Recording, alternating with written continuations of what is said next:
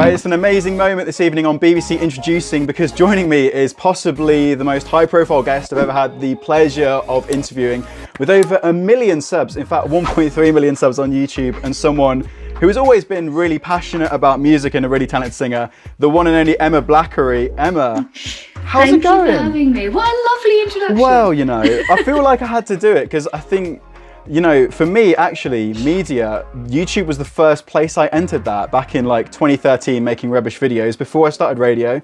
And I think your channel was one of the first ones that was like really cropping up in that like golden era of British YouTube. Oh, the golden era of British YouTube, I remember that. Yeah. But, no, still here, still making terrible still videos. Doing it. It's been 8 years. Yeah. Still doing it. How do you feel the landscape of YouTube has changed now? Because I think maybe these days people take for granted how much respect YouTube gets by the mainstream media. But I feel like a lot of you guys had to really fight hard for that. Well, I mean, that's the thing. We kind of really fought through a lot of the stigma. I mean, I still think there is a huge stigma, Definitely. but mostly around like influencer culture in general now. Like, I feel like the sort of level of hatred in mainstream media switched like Instagram models and reality TV stars. But back then, as soon as mainstream media saw young kids making lots of money, having influence that's greater than traditional media, that's scary. It's not even necessarily like lots and lots of money, but they would back in the day very much take examples of like some of the pinnacle of success when it came to British YouTube, and just say all of these young kids are making millions of pounds. Yeah. And I think there was very much this idea that traditional media was threatened by what they called like the new media for a while. Yeah. Because suddenly, you know, young people weren't, you know, as previous generations before, if you wanted like current affairs and news and stuff, you know, you'd do what your parents did and watch the news or read the newspapers. And suddenly you've got this new generation of young people tuning into online personalities who have established their, you know, their personalities through the internet and not through the sort of traditional means of TV. Yeah. I think it was seen as a bit of a threat for a while. So you're right, there was very much a stigma that I think that was very much sort of planted there. I mean, to begin with, like, we must stop this before they evolve. It's a whole can of worms to open up. I think like even the stuff with PewDiePie and the Wall Street Journal, it's like an ongoing kind of battle for ground and lots of mud's being slung. But I think for it is. I mean, sorry, I was going to say like the problem is, you know, people have worked hard to try and defeat that stigma, but ultimately, any time that someone does do something that is, you know, and should rightfully be criticised, you know, the media they're always keeping a watchful eye on these things, and they jump on it like, see, we told you they're all bad. We told you to carry on reading the newspapers. You know, that's the problem with it, really. I think everyone has to be on like ultimate high best behaviour, but if you're still like a TV presenter or, you know, journalist, you can say whatever you want and you've still got a job in the morning. Definitely. Because they're not getting, you know, dogpiled on.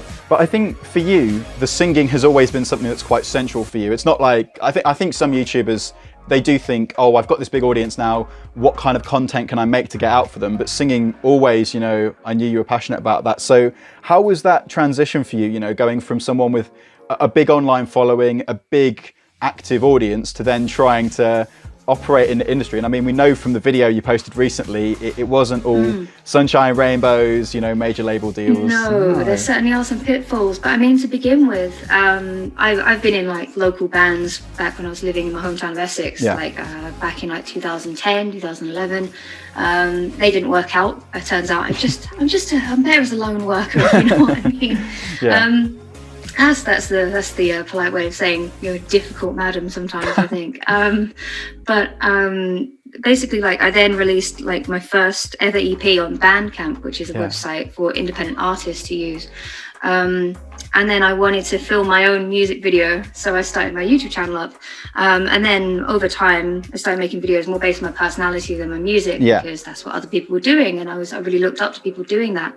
So it was very much a case of I can do that too.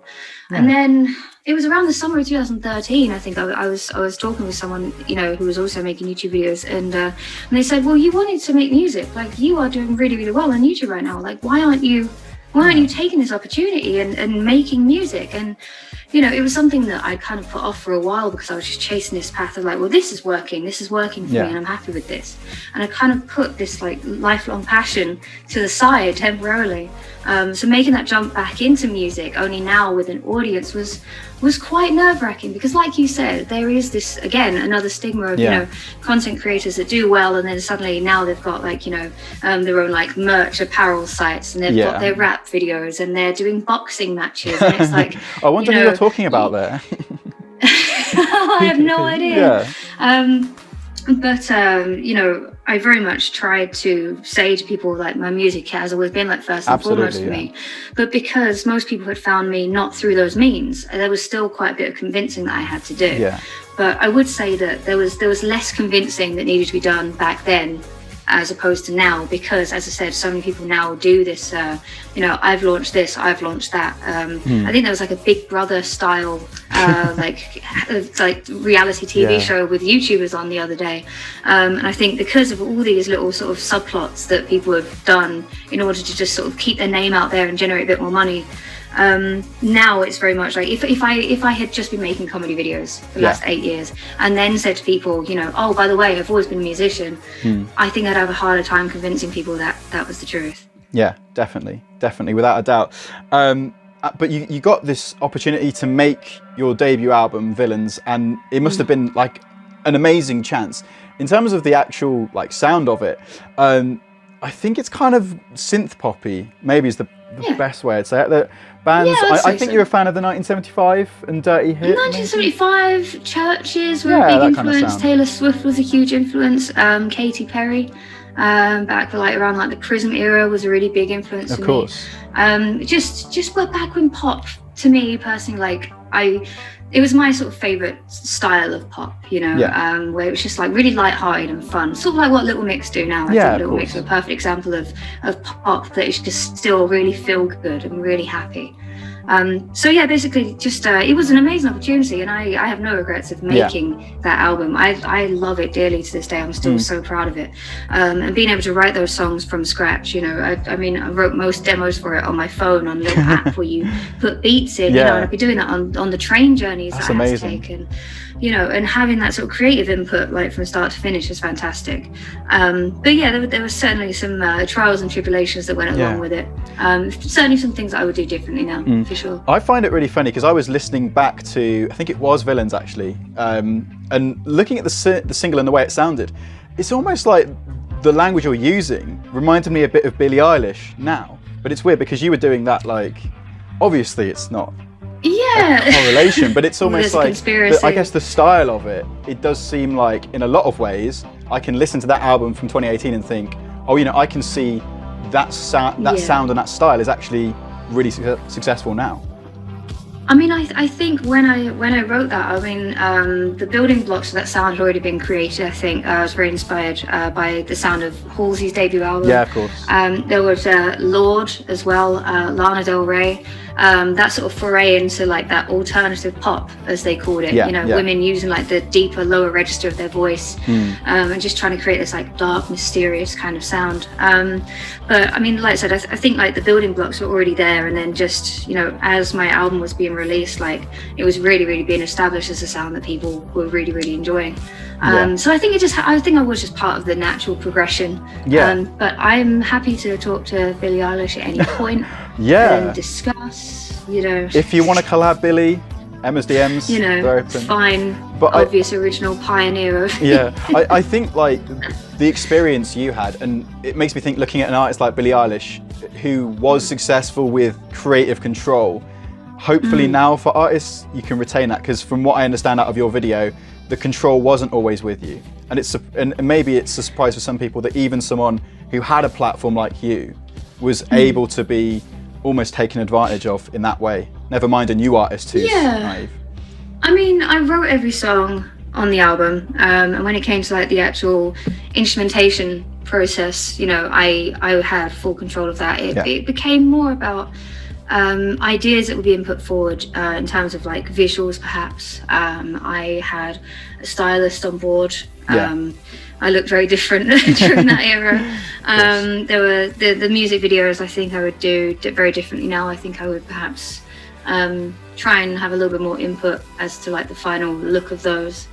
But overall, I think when we talk about like Billie Eilish and the creative control, I think one massive advantage is just that the songs that her and Phineas are such a powerhouse. They are, being so creative. I mean, from the very, very first like releases like Ocean Eyes, yeah, I think way it back was in just those two, and that was many, many years ago, and they just pushed through. And when you have this track record of like having hit after hit after hit, what kind of say can labels or management have in saying oh, we're going to get you a co-writing session, oh, we need to help you write with other artists? Why would they need that? They don't need it. Their formula is wildly successful. They've tuned in, they know what they're doing. So and do you think that could help? Just prove themselves. Yeah, and do you think that could help other major labels or bigger platforms give artists a bit more leeway to take early risks? I think it can only really set a positive precedent. Really, I don't think there's a label out there that would look at the success of a behemoth like Billie Eilish, as it were, and go, no, this is definitely a bad thing. This is bad, and we must stop this. So I think it can only be a positive thing. I mean, with Billie sort of front and center, sort of championing like the the idea of like having full creative control and doing what you want and having the image that she has, and the attitude that she has. Absolutely. I think the way that it has been so successful, there really isn't, in my opinion at least, a way that that labels can be like, no, stay in that box and collab with this person. We're keeping it locked down. Even though this is wildly successful, we are going to and make it possibly less successful. Yeah. But we've heard your new single, Blossom, and we're going to give it a spin, of course. The new sound for you is, I think, a lot more rockier. And I was having a look through the people you follow. There's actually a band called Nova Twins on there, who I think are amazing. Yes, I was glad they're on there. It's a lot rockier and riffier now. I think Nova Twins are fantastic, and I think next year they're really going to come into their own in terms of, they're already really making a name for themselves, and I've been watching them for the last few months just get billed on festivals, and they had a feature on the new Bring Me the Horizon album. I think next year is really going to be like a really, really huge year for them. Yeah. But I mean, Blossom was very much inspired by a lot of alt rock that I used to listen to back in college. Yeah. And for a long time, as I was sort of going through like more of a, I've released like a country pop EP, I've done pop punk EPs, I did a synth pop album. I very much sort of overlooked my love of alt rock from the 90s. When I was in college, I would listen to Smashing Pumpkins, Alanis Morissette, a lot of Björk. I was going to say Björk was another one. Like, absolutely massive fan of Björk. And Placebo have been my favorite band since like 2009, I think. That's awesome. And I thought, you know what, I have plans to release a second album next year, and the blueprints for that are already completely done. I know what sound it's going to be. But in this meantime, I wanted to just use this time that we've got in this lockdown to work on this song in my home studio with my partner. And just take that leap into, just make what you want to make. Exactly. Like, there is going to be a time to do that. It is definitely now. And it's been really refreshing because usually going from like the conception of a song to the release of a song, that can be like weeks, months, even years. I've had like 3 years between writing a song and releasing it before. But with Blossom, it was very much a case of coming up with this idea that I had and just saying, let's go for it, about a month or so ago. And now it's going to be out, so it's going to be a sound that is still fresh for me. By the time that I've released most of my stuff, I've heard it for the last few years. I'm like, I'm so glad that's finally out for people, even though it's very fresh for them. And I think that's the case for a lot of artists. But it was, it's nice to be able to release something. It must be so really. It must be so satisfying, especially as someone who's used to making YouTube videos and getting them out probably in a very short space of time, to have something creatively that you're not waiting for approval. To have music do that as well, exactly. I mean, not having to go through like approval channels and things like that. I mean, and that sort of correlates and goes side by side with me sort of regaining a bit more control over my music career. Definitely. I talked in my recent video about, feeling like I had sort of relinquished quite a bit of control over my career for the sake of ease, and also because I was very much of the belief that, you know, it was helpful to do so. Yeah.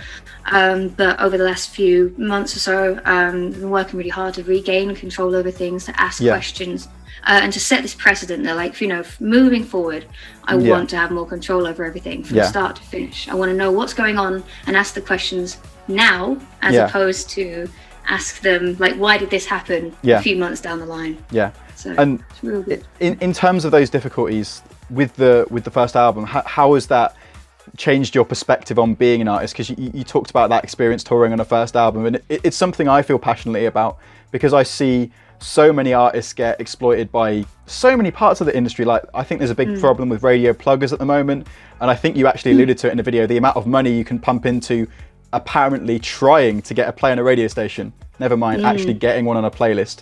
I learned a very valuable lesson along the way with certain radio pluggers being signed by labels. Well, yeah, there you go. Being put under contracts and deals so that they can only put forward artists, you know, to like big radio stations if they're on a certain label. Yeah. I had no idea about this, and I think there were, you know, many people around me at that time that were also unaware of that. Yeah. And it was very much a learning curve. Yeah. But yeah, it was quite the experience. But basically, just being able to regain that control over how I'm budgeting everything from now on, and like I said, with touring, there's going to be a lot that changes going forward. Yeah. I think when I relate back to, you know, asking more questions and things like that, I want to be more involved in every aspect now, for sure. But yeah, there's certainly been some hard lessons learned, definitely. When things like this happen, do you think there's actually a trend of it being women who specifically get taken advantage of badly? Because if you look at high profile examples, Taylor Swift trending all over the place because of the issues she's had recently with her label Big Machine and Scooter Braun. Rihanna had an issue with it too.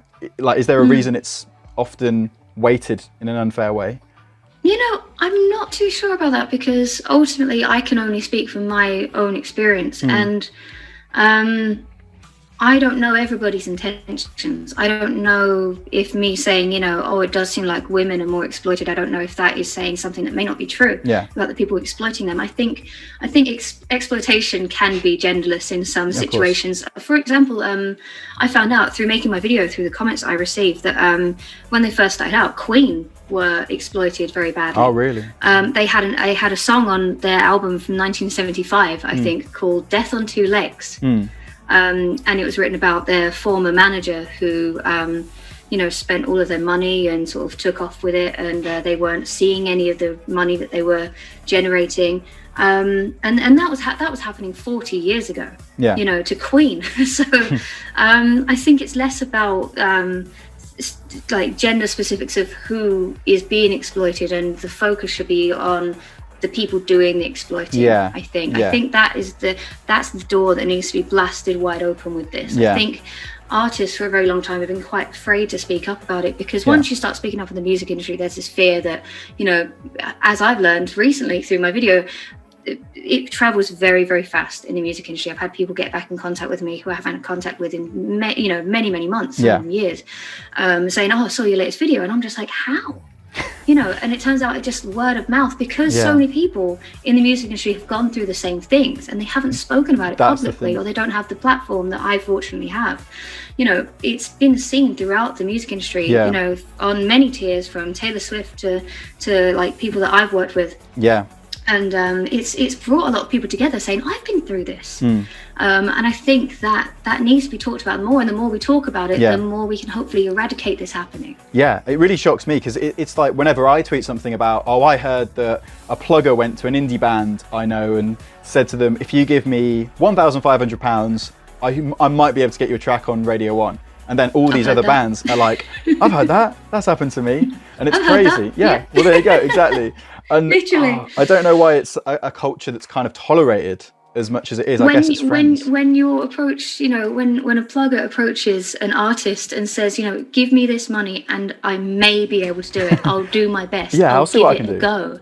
I'll give it a go, and you still give them the money. There's something wrong there. Exactly. You know. Exactly. You know, because there's going to be people around you saying, well, you know, they might not be able to, but they might be able to. You know, it's like, oh well, it's worth a shot. It's like, yeah, it's worth a shot when it's not your money being spent. Yeah. Of course, it's worth a shot, right? But I think that's the cool thing about introducing. Like, you know, as a platform, it's always been just go to the artist and be like, forget people plugging. We'll play your music because we think it's good, and there's a button where we can send it to Radio 1. And exactly. like, yeah, and that happened with one of my friends' band, a band called Riskus, who got like their first single on Radio 1 just through that. And there are fantastic. There are ways that it can be subverted. So I think there are ways fantastic. Around it, and that's cool. If you're listening, BBC Radio 1. Well, I reckon we can forward blossom. We're definitely going to forward blossom to Radio 1. I think that much. So much. My pleasure, because you did have Radio 1 play on some of the tracks off the first album. I believe my final single from the album, Take Me Out, was played. I think it was like 6 o'clock in the morning. Not to be confused with the Franz Ferdinand song. Exactly. There you go. It wasn't a cover. No, of course, original. That'll be on the next album. No. Yeah, it's coming up. Alex Kapranos, you watch out. Oh. But no, it was a huge honor. I believe it was Adele Roberts show. Big up Adele. That's a cool show. It was a long time ago, but I was really, really grateful for that happening. Definitely. So it's nice to see that independent artists, you know, are supported by, you know, the radio station that is seen as like the pinnacle, the biggest in the UK. This, again, I keep saying the word behemoth today. Well, yeah, it is. Like, it's crazy. It really, really is. It's a massive institution. So it's really, really nice to see that, you know, when you've got all these pluggers being signed to labels, etc. You know, like, oh, I can only do this. You know, sorry, gates closed. It's nice to see that, you know, the BBC, you know, do take the time to listen to independent artists and give them a voice like you have for me today. Oh, so well, thank you. I really appreciate that, Emma. That's exactly what I want to do with all the artists, especially ones in Birmingham. And that's a great segue, because a big part of the reason we're talking at all today is the fact that you've moved to Birmingham, which I love this city more than anything. I've lived here for 25 years now, so basically my whole life. Wow. And I was really like pleased to see you come here, because I think there's so much of a kind of cultural renaissance coming up here. So how has the process been for you? Here. Yeah. You know what, it's been quite the journey. Before this, I lived in Essex primarily most of my life. That's where I'm from. Yeah. From a little tiny town called Basildon, which is only ever the butt of the jokes. I temporarily lived in Brighton for a while, but moving here, this is the furthest I've ever been from my home before. And I moved up here because my partner is a Birmingham native. A Brummie. And and he lived. You know, he was with me in Essex for quite some time, and we both took this leap because I've never lived in like an actual city before. I've never lived in London, never lived in Manchester, and I'd visited here a couple of times whilst dating him. Yeah. And we took the leap, and it's been wonderful. That's I will awesome. say it has been a shame that I've spent, because I moved here last December, so nearly a year. Have spent most of it not being able to fully appreciate everything. Definitely. But from what I have seen so far, like, I love the city centre. I love the amount of independent shops and restaurants here. They're absolutely amazing. It made me really happy to go through your follower list and see things like Tilt, the pinball bar. Yes, I love Cherry Tilt. Red. We absolutely adore Tilt. Cherry Red is fantastic. You walk in and there's like Bonehead pinballs. is fantastic. Sturchley is really up and coming at the moment. NQ64. Yes, NQ64 is really amazing. Cool, you know, I follow lots of places in Kings Heath. We love Kings Heath. Literally, I'm in Kings Heath right now. No That's way. where I live, yeah. I was going to say to you, I could literally walk outside and show you the like Loco Lounge. And, no way. Do you know Harry My partner and I love Loco Lounge so much. We love Rainbow as well. Oh, Rainbow is like absolutely incredible. That's me and my girlfriend's like go-to. Really good vegan stuff there as well. Like go-to takeaway. Wouldn't know, but I will have to investigate. That. Well, I mean, I have tried their lettuce, so there's that. Lettuce is vegan. You know. Can confirm. Yeah. So I'm surprised I haven't bumped into you, because honestly, Birmingham is the sort of place where you will literally walk through the city centre and bump into like 3 people you know in a space of half an hour. And it's a huge city. It is. Everyone seems to be like, hey I man, know you. You're right, Dad. You're right, Dad. Everywhere. Exactly. But I mean, you know what, like, because of everything that's happened this year, I haven't got to explore as much as I had hoped. But obviously once the vaccine is out and I've got that jab in my arm, I am exploring this That's damn the time. place. I love it so much. It's been a real, I mean, the culture is completely different. It's the mad, people, isn't it? you know, I'm not doing the divide, as it were, but you know, being someone that was localized in Essex, London and Brighton, it's a very, very different culture in terms of people are a lot more open and friendly. And you know, and that I feel like I can say that as a native southerner.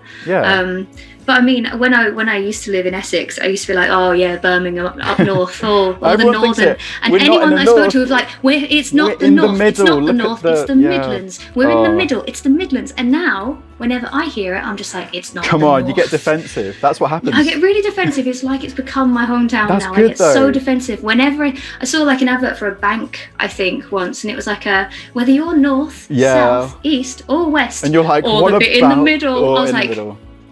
I was like, or in the middle. I got really, really upset, and my partner was like, oh, it winds me up. I think you calm down a little. It's the relative kind of stance of like real northern pride. Anything below anything below Manchester is the south. It's the Watford Gap, isn't it? Yeah, exactly. So down south, it's the Watford Gap. Anything higher than the Watford Gap is north. But there's a real, especially with indie bands, like there's a lot of new bands from Birmingham, I think, that are coming through. And were you ever into like the indie scene here? I don't know if you'd heard about it, bands like Swim Deep. You know what, I probably wouldn't. But if you wanted to talk to my partner about that, you know what, he would know. We could probably talk for hours Definitely. and hours. But you I'm know, sure he knows more. He's been in many like local, like That's awesome. You know, very, very popular bands, you know, throughout Birmingham before. That's amazing. Now he's in Pop Believe Yourself, who were found in Stourbridge. Oh, of course. So that's really cool. Yeah, so it's very cool indeed. Yeah, so, I need to do some investigation into like up and coming bands from here. Definitely, so I'll be tuning in. Yeah, listen to the whole show. West Midlands every week. That's the drop. We just need to like clip that up and then use it for the West Mid. Yeah, it will work perfectly. I will do any jingle you want. Oh, thanks, Emma. Yeah, have you ever done anything like that before? Because radio jingle services, it's a good avenue for artists. Oh, I will happily do it. I am Emma Blackery and you're listening too. I'd be terrible. I think it would sound good. I think it could work. But yeah, I think it gives you a new perspective, like being in Birmingham, certainly. And especially realising that the infrastructure outside of London, it seems to take on its own life, I think, and develop in a very separate way. And all these places we're talking about. I mean, that's the thing. I mean, even in the small amount that I've been able to get out and about and explore, like there's so much that Birmingham has to offer. Yeah. And it's so different to anywhere else I've lived. I mean, like I said, I lived in Brighton, which is a seaside town, which is very you know, up and coming and very youthful, very sort of conscious, very eco-conscious.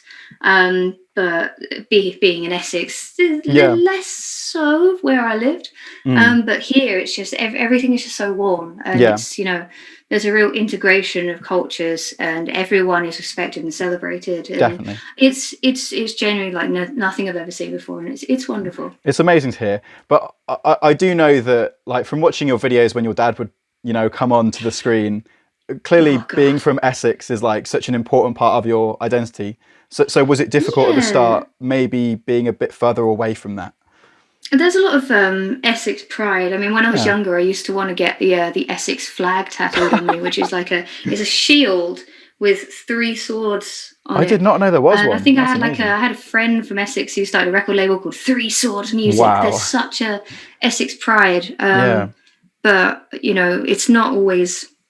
It can be quite misguided pride sometimes, I think. You know, there are some great parts of anywhere, really. There's good parts and bad parts. But I think the sort of pride I have for living here now is quite different to, you know... Yeah. I think the Essex one might have just been sort of like default in a way. Like, I'm from here. I'm from here. Like, this is my home. But, exactly. You know, Birmingham, it's like, I just love this place. And amazing. I think it you know, I think it gets a bad rep sometimes. It does. You know, it either gets completely omitted and overlooked, or it gets criticised and accent mocked memes by both the north and the south. Yeah, it's like crossfire. It's horrible, man. It's horrible. Everyone but I'm glad has we've the got strong you Jasper there. Carrot accent, right? Of course. Exactly. Yeah. Jasper Carrot is a legend. I'm glad you know about him. Because I feel like that proves that you are at least an adoptive Brummie. That's like a statement of the culture. I think back in Essex, if someone says they're from Birmingham, everyone's like, "Oh, Birmingham, just because." And you're just like, yeah. Every time. Okay, never heard that one before. Yeah. Fantastic. Thank you. Original. It's been so sick talking to you, Emma. I feel like this could be a full podcast at this point. I have to drop the whole thing. 2 last questions for you. Well, basically 1 last question before we play Blossom, which I'm very excited about. As someone who's seen the growth of YouTube from right when people were starting to earn money on it and people were starting to grow these incredible platforms, do you think that someone on YouTube could start to become a bit of a tastemaker with music? Because I think a lot of the issues I have with traditional media being open to exploitation from private interests, kind of a bit of what you experienced as well on tour. If there was someone with a platform the size of PewDiePie's who just said, do you know what, I like the sound of this band, who emailed me their thing on their Gmail, I can now make them into a massive band without all this kind of backroom deal. Do you think there's potential there? I think there's absolutely potential there. I mean, the size, of platforms that some influencers have, and it's not even about the size, it's about their dedicated fan bases. If you're able to build up this platform of trust and mutual respect over many, many years, and you're able to stay this consistent, source that people can trust and go to. Yeah. If you do put something out there and say, hey guys, you need to check this out. This is a really new up and coming thing that I think you will really, really like. Yeah. Then I think it's absolutely possible. I mean, I think I've had not necessarily in music, but over the years, I've recommended like similar YouTube channels and people that I've got to know, and I've had people come back in a couple of weeks and say, "Oh my God, thank you so much for introducing me to this person." Yeah. I've made collaborations with Dodie Clark before. Hey, I've spoken. Yeah, I mean, I've spoken, and been affiliated with Tessa Violet, for example, and I've had people say like, "Oh, I first found out about Dodie through the collaboration video you did where you sang this song," and it's things like that. You can bring each other up and you can help each other out if you think there's someone that you think deserves a platform. But it's not even about deserving platforms. It's more about getting more exposure than they should, and you can do it. I think why not bring people up alongside you? You don't have to sort of hold people down in order to stay on top. Absolutely. You can bring people up with you. But yeah, when it comes to music, I mean, just really quick, I mean, there are examples where like the traditional music industry has got involved with artists from YouTube. Perfect example is Troye Sivan. He was signed to a major label, and he started doing like vlogs when he was very young, and he's obviously a huge success. Absolutely. He's a fantastic artist. But as you said, I've had some positive experiences and some negative experiences. Managed to get a number 24 album without being signed to a label. So there have been some, experiences, good and bad, being an independent as well. But ultimately, going back to the very beginning of this podcast, it's because you said podcast interview vlog. It's superfluous. Yeah, it's superfluous. We can multi-use, recycle it all. When we going back to talking about the traditional media, sort of trying to maybe push it all down a little bit because this new media was coming up, and people were listening to alternatives to newspapers and radio and TV. There is that possibility because we have this like close connection with our audiences. Yeah, we can create this it feels like a two-way conversation all the time. I make a video and people talk to me via comments. You build this open relationship, and anything is possible, good and bad. Definitely. Hopefully use it for good. And since you've mentioned her, is there ever a potential for an Emma BLACKERY Dodie collab? I think you'd have to push the guitars way down in the mix to get her voice work, because it's like the opposite end. She's a soft-spoken, delicate flower. She's ukulele, a wonderful girl. Yeah. She is an absolute wonderful girl. She's so positive, and such an inspiration, and I love her dearly.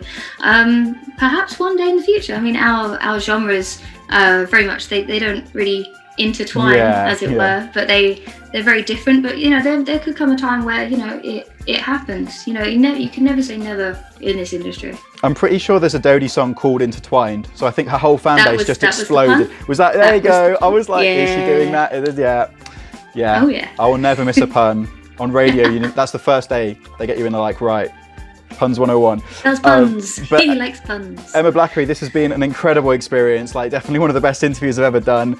I'm thank you so so excited much. to see how this single, and I assume what follows it, goes.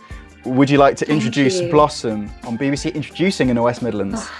Oh, I will give it a go. Go for it. My name is Emma Blackery, and this is my new single, Blossom. Hey! Woo!